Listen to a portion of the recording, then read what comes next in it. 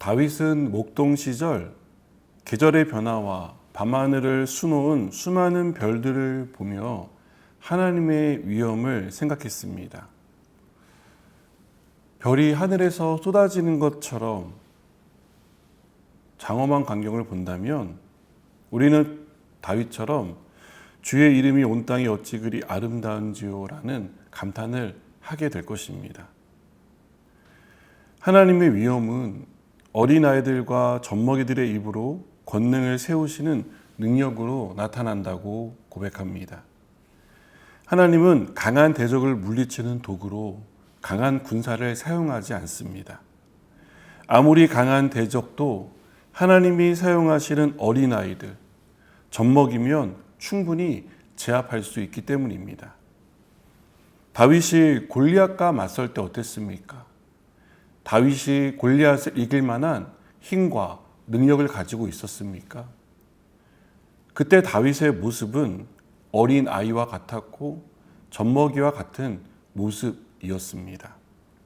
하지만 하나님은 그 다윗을 통하여 골리앗을 물리치셨습니다.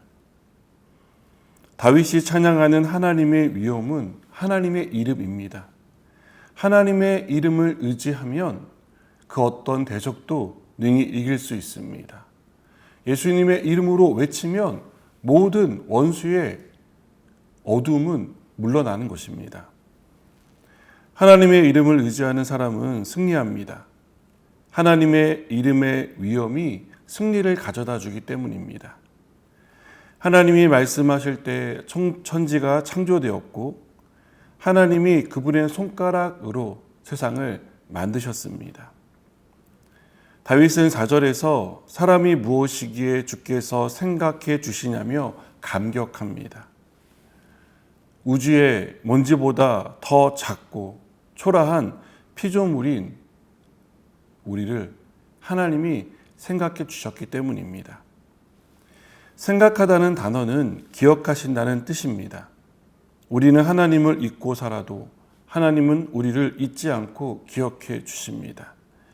한낱 피조물에 불과한 우리를 잊지 않고 기억하시는 하나님을 생각할 때 우리는 찬양하지 않을 수 없습니다. 하나님은 우리를 하나님보다 조금 못하게 하셨습니다. 하나님의 형상대로 지음받은 사람이 하나님의 뜻을 저버리고 죄를 지은 결과입니다. 그러나 하나님은 죄를 용서하시고 예수 그리스도를 통해 영화와 종교의 간을 씌워주시는 것을 봅니다. 자격 없는 우리에게 과분할 정도의 사랑과 은혜를 베풀어 주신 것입니다. 우리는 이렇게 하나님의 과분한 사랑을 받은 사람들입니다. 하나님의 은혜로 우리 인생을 새롭게 만들어 주셨고 지금도 천지에 가득한 하나님의 영광으로 우리의 인생을 채워가고 계시다고 믿습니다. 그 은혜를 깨달은 사람, 그 은혜를 누리는 사람은 여호와 우리 주여 주의 이름이 온 땅에 어찌 그리 아름다운지요 라며 하나님의 이름이 온 땅 가운데 충만한 것을 보게 될 것입니다.